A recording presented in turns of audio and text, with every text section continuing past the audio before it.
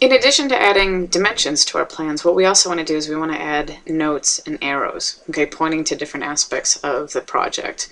So the command that we'd use for that is leader, L-E-A-D-E-R. And what it asks us to do first, and this is basically creating text with an arrow attached to it. What it's asking me to do is specify my leader start point. So basically it's asking me to say, okay, well, what is the point of your arrow? So I can either, snap it to an object, okay, snap it to a wall, snap it to a door, anything like that, or I can click and I can bring my arrow out, okay, and I can keep going, okay, until I hit enter.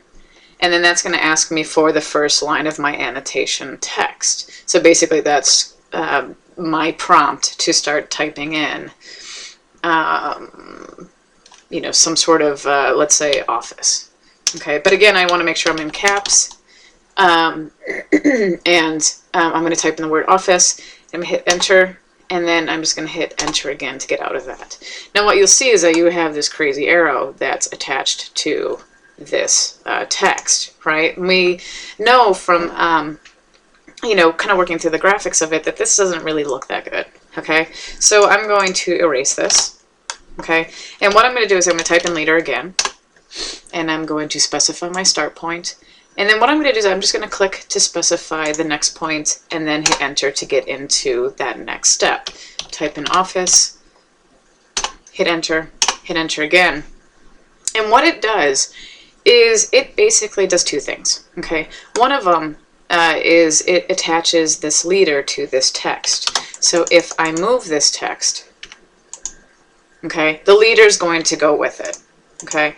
But what it also does is after a certain angle, it adds that little jog up here for our text. Now you'll see when I move it down, okay, that disappears. And that basically, refers to that angle that we have to have in order for it to show up. So either I can move my text up a little bit, or I can move my arrow, okay, with the grips down a little bit, and you'll see that that jog comes back. Now what's nice about that is that I don't have to go through all the steps of making those lines, okay? I just need to do 1 point, and then get into the text, and it'll add that jog for it. Now I'm going to take these objects, okay, the arrow and the text, and I'm going to put them on my notes layer, which you should have already. Now if I want to add more notes, okay, I can use the leader command again, or else I can copy the leader and the text, and I can move it up, okay? I can take my grips, I can point it to a different place, and I can double click on the text like I would the multi-line text that we used before. And this is a multi-line text, so you can work with it the same way that we did for the title block text, and I can start to add some notes. Okay, now you'll see that these are also annotated, okay? When I select these and I mouse over them, okay, the annotative text symbol, okay, should show up. I don't know why it's not showing up here. It just might be a new setting, I'm not sure. Usually it does, okay, and that's how you know that it's annotative. So these are essentially set up, okay, to the 16th inch, and you'll notice that they're the same height, and that's why we point the same text style to our dimensions so that they both turn out to be the same font, okay, and they also turn out to be the same size. And again, that's what we want in terms of consistency for our text, okay. So I'm going to save this. I'm going to go into A2. I'm going to update that XREF, and now you'll see that they're here, okay, and they're not in this viewport, okay, because, when we talked about our annotative text, that they're not going to be, it's the same thing with the dimensions. So they're going to show up in one viewport and not another. So if we want to add those notes to our 1/8 inch viewport, okay, we can go back into our modified plan, and we can change this to 1/8 of an inch. Okay, and again, we can use the leader command. I'm going to select, that wall, hit enter, let's say interior wall, and hit enter and enter. Add this to our notes layer. Okay, hit save, go back into our A2, we will update this, and if I move this, okay, you'll see that it's in there, okay, and everything is all the same size, no matter what scale it's at. Now, a lot of times what happens is we have the same notes with different scale drawings. So to do that, I can either add those notes, okay, but it also seems a little bit frivolous, because why do I have to do something twice? So what Autocad has done is it's actually added the option to give objects more than one annotative scale. So if I click on my 16th inch again to get these back, what I can do is I can actually assign these to multiple scales, okay, to show up at multiple viewports at multiple scales of my choosing. So to do that, if I open up the properties, so Control 1, okay, or properties, and I get this dialog, if I select this text, you can see that it's telling me under text, annotative, yes. Okay. It's also giving me the annotative scale. So in this field, even though these might not seem like they're editable, I can click in that field, and what happens is this little browse button pops up. Okay. And when I click on that, this allows me to add the scales that I need to for my annotative objects. Now, the one caveat with this is that basically AutoCAD treats leaders differently, than text differently, than dimensions differently. So what we have to do is, in order to add these notes, okay, to multiple styles, or multiple scales, sorry, rather, we have to do the text first, okay, and then we have to do the leaders next, and then the dimensions if we want to. So for example, I can either do one, or I can select both, okay. As long as this all shows up, I can work with it.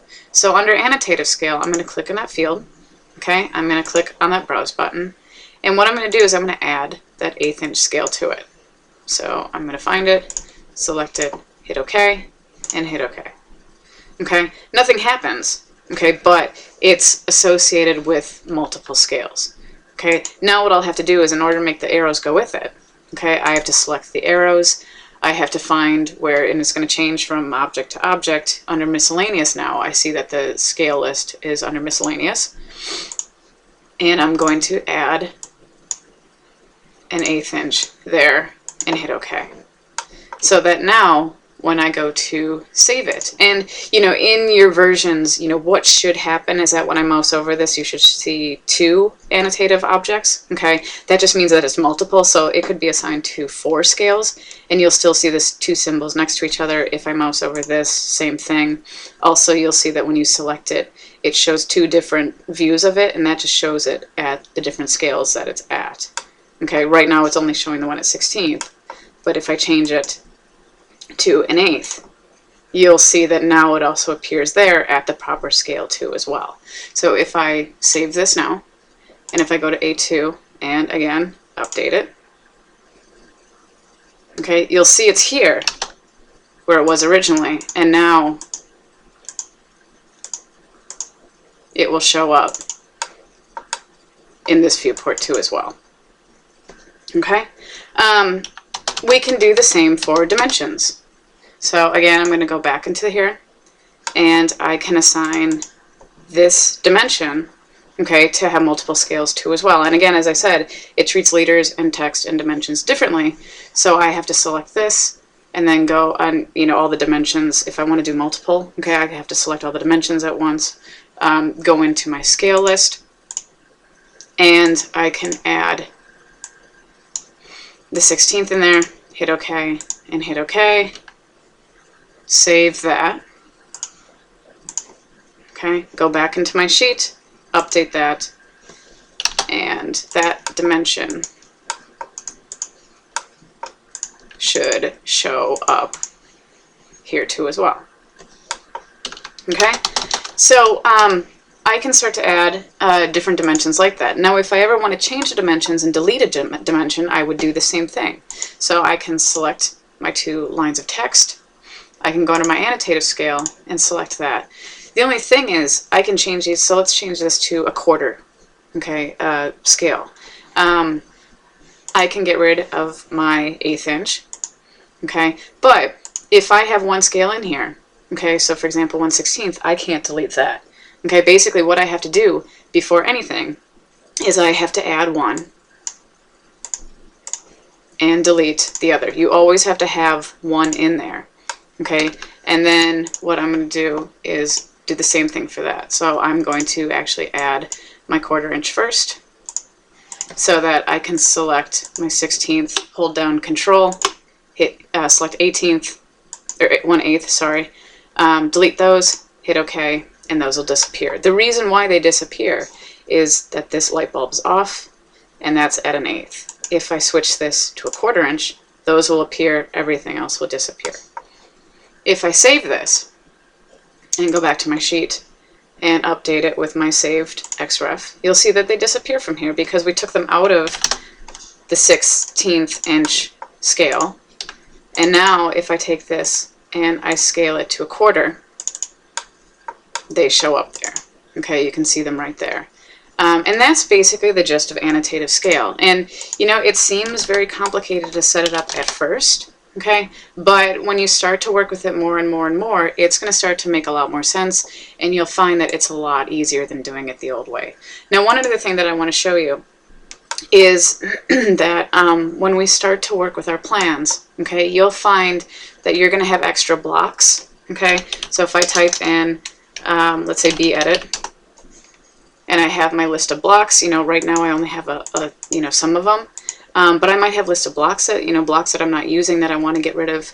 If I have a list of layers, okay, and there's any layers that I want to not use, okay, and get rid of that I don't have any information on, there is a command called purge. Now, at this point, we have to be a little bit careful about it, okay, because if we get rid of any layers that we're going to come back to later on, we need to recreate those. So basically what this does is it gets rid of any unused blocks or unused layers that we're not using, okay? And if you type in purge, what it does is it essentially cleans up the drawing from those unused items. So if I type in purge, this window comes up and I say purge all, and it's going to ask me, you know, it sometimes asks me to go through and just reconfirm what I want to purge and what I don't.